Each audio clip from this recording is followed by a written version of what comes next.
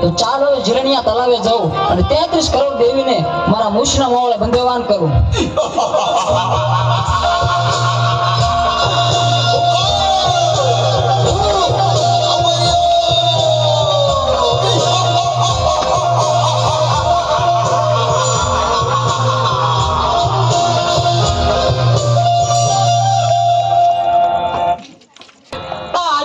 રોજ સાંજે ઘરે આવવામાં મોડું કરે છે. પોઠિયું ચારવા ગયો પણ હજી આવ્યો નહીં. ક્યાં ગયો હશે? અરે દેવી, આયોડો પોઠિયો ચારવા ગયો હજી કેમ નથી આવ્યો? ખબર નહીં પ્રભુ. આ સાંજ પડવા આવી, આટલું મોડું થઈ ગયું છે તોય હજુ આવ્યો નથી. મને તો ભારે ચિંતા થાય છે. દેવી, ભસ્મ કણકણ અમીનો કૂપ લાવો. પ્રભુ, એ અમીનો કૂપો ને ભસ્મ કંકણ આલુડાએ હટ લીધી હતી ને, એટલા માટે મેં એને આપી દીધું. અરે દેવી, તો અનાથ થઈ ગયો. એ આલુડો એક માયાવી રાક્ષસ હતો. તમે ભસ્મ કણકણ અને અમીનો કૂપ આપી દીધો. ભસ્મ કણકણ માથે ચડાયું, અમીનો કૂપ પી અને અમરિયા નામનો દૈત બની ગયો છે. દેવી,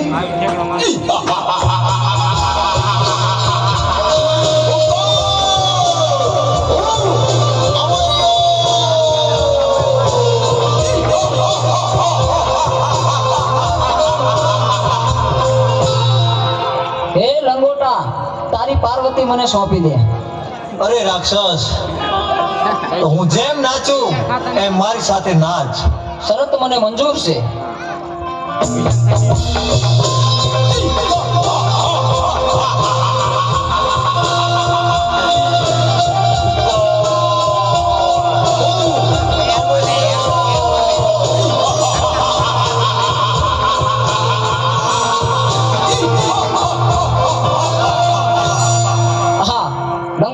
નચવી અને મારું ભસ્મ કંકણ ઉડી ગયું તો મારું મોત નિશ્ચિત છે. તો ચાલ અત્યારે અહીંથી હું ભાગી જાઉં.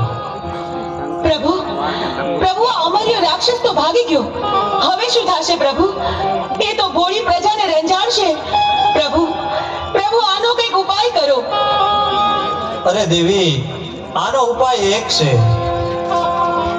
100 મહિનાની નિંદ્રું લઈને ચોટીલાના પરોપરમાં ચામુંડા સૂતા છે.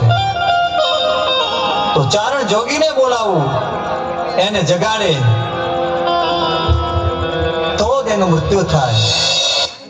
અરે પ્રભુ, મારું શું કામ છે આજ મને આમ કામ બોલાયો? અરે બોલાવાનું કારણ એટલું છે ચારણ જોગી,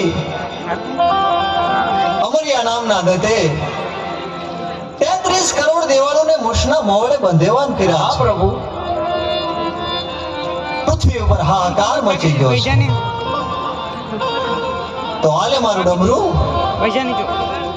અને માં ચામુંડાને જગાડવા જા. પણ એક વાત યાદ રાખવાની કે જ્યારે માં ચામુંડા જાગે હા પ્રભુ. ત્યારે આવડો ફરી જજો. અરે અરે ભોળાનાથ, આવડું ફરવાનું કારણ શું? કારણ એટલું છે ચારણ જોગી કે જ્વાળામુખી જોગણી છે એ જાગશે અને મોઢામાંથી જ્વાળા નીકળશે તો તને બાળીને ભસ્મ કરી નાખશે. બહુ સારું પ્રભુ. હાલ ને હાલ હું જાઉં તમારું ડમરું લઈ અને ચોટીલાના ડુંગર ઉપર માં ચામુંડા 6 મહિનાની નિંદ્રામાં સુતાશે, એને જરૂર હું જગાડીશ.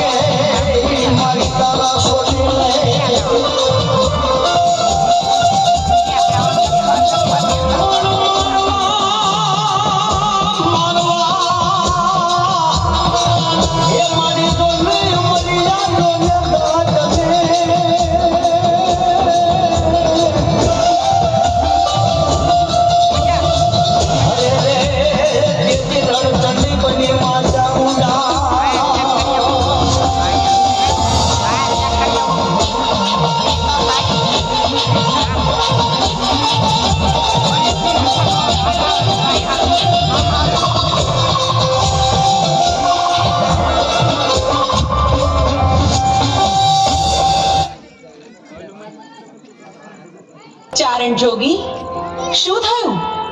મને આમ નિંદ્રામાંથી જગાડવાનું કઈ કારણ? એવું તે તને શું કામ પડ્યું મારું ચારણ જોગી? તમને ખબર નથી કે અમર્યા નામના રાક્ષસે પૃથ્વી ઉપર હાહાકાર મચાવી દીધો છે અને મહિનાની નિંદ્રા લઈને સૂતા છે તો માટે પૃથ્વીમાંથી અંડરાજ થઈ ગયો છે માં. એટલા માટે હું તમને જગાડવા માંગુ છું. એમ વાત છે. અમર્યા રાક્ષસની એટલી હિંમત કે ભોળા માણસોને રંજાડે. પૃથ્વી પર એણે મચાવેલા આતંકનો હું પળમાં અંત કરીશ. અમર્યા રાક્ષસનો પાપનો ઘડો ભરાઈ ગયો છે. એણે પોતાનો વિનાશ પોતે નોતર્યો છે. ચારણ જોગી, ચાલ તું આગળ ને હું પાછળ. અમર્યા દત્ત રાક્ષસને ચપટીમાં ચોળી નાખું.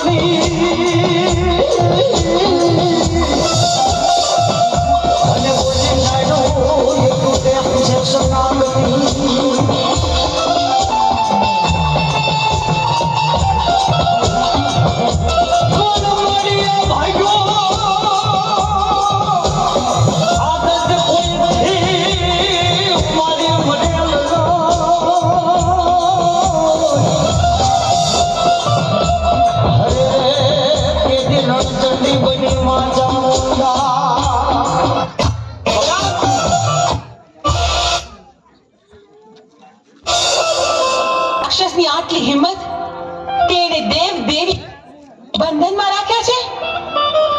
આ 33 કરોડ દેવીઓને હું અમર્યાના બંધનમાંથી મુક્ત કરું છું.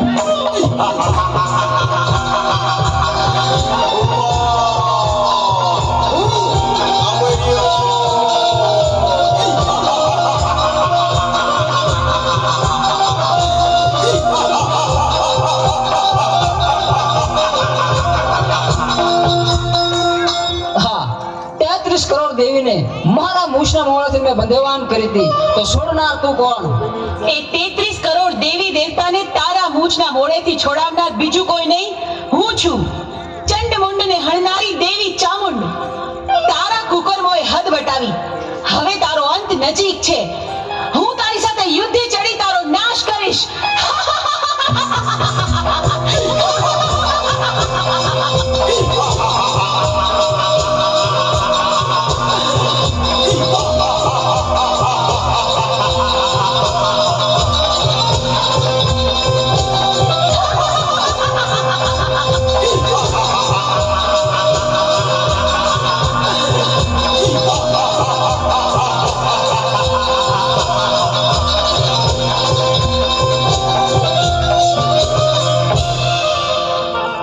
કરોડ દેવી મને પહોંચવા નહીં દે તો ચાલ હું શ્રાપ બનીને ભાગી જાઉં.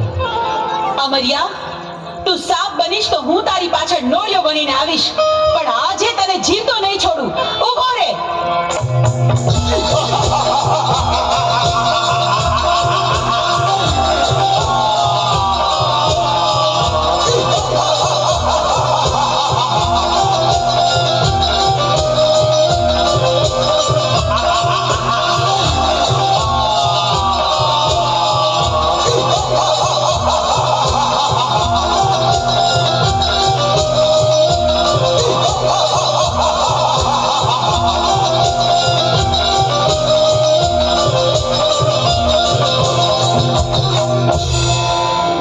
આ 33 કરોડ દેવી વધી જશે, મારી શક્તિ ઘટી જશે, તો મને પહોંચવા નહીં દે, તો ચાલ સાયલાના સરોવરમાં છુપાઈ જાઉં.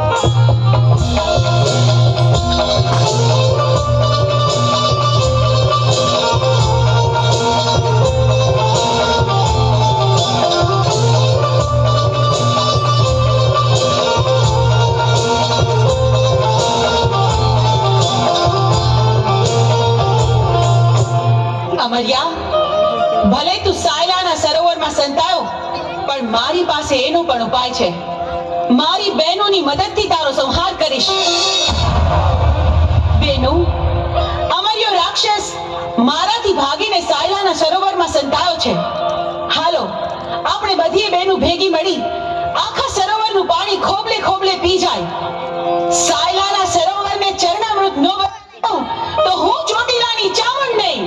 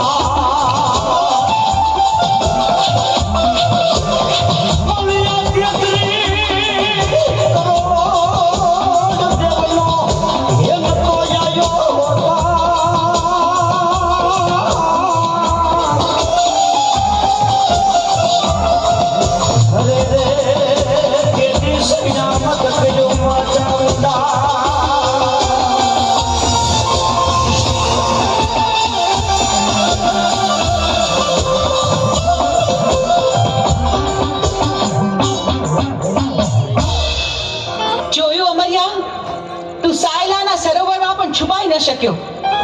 બેનો, હવે બરાબર જોજો, હવે અમર્યો છટકીને ક્યાંય ન જાય.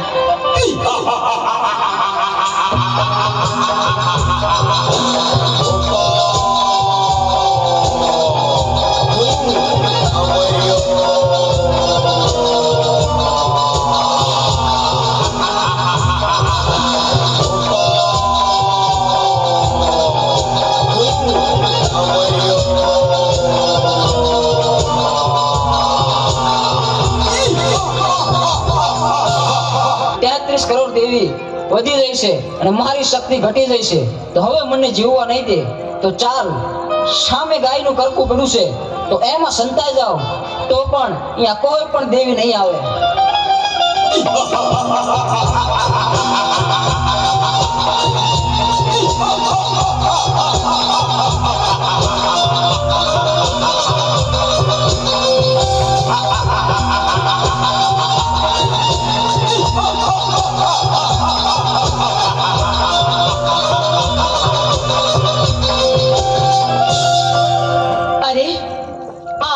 તો ગાયના કરકામાં ભરાયો, પણ આ હાડપિંજરને અડીતો તો આપણે અભડાઈએ. પણ અમર્યા રાક્ષસનો સંહાર તો કરવો જ પડશે. તો બહેનો, ચાલો આપણે બધી બહેનો આપણા અંગનો મેલ કાઢી એમાંથી એક બાળકી પ્રગટ કરી.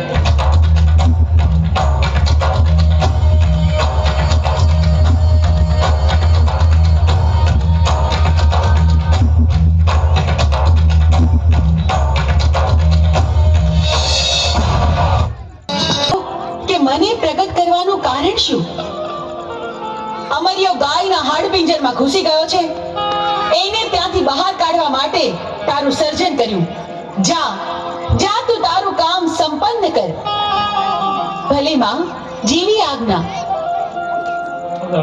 મને ગાયના કરકામાંથી બહાર કાઢનાર તું કોણ? માડી, અમરિયો રાક્ષસ મને પૂછે છે કે મારું નામ શું છે. મારે શું જવાબ આપવો એને માં? તને અમે અમારા અંગના મેલમાંથી બનાવી એટલે તારું નામ મેલડી. તું માં મેલડીના નામથી જગતમાં પ્રસિદ્ધ થઈશ. ભલે માં, જીવી આજ્ઞા.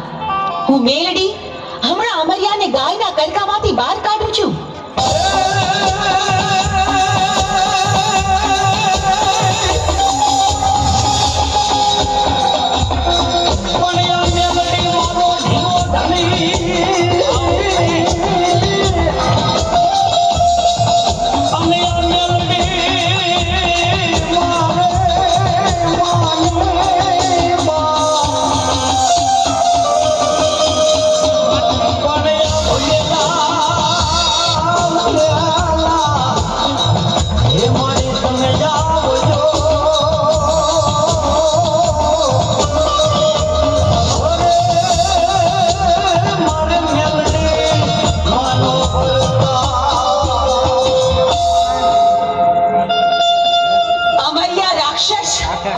જોયું? તું ભાગીને કેટલું ભાગ્યો, પણ મારાથી બચવું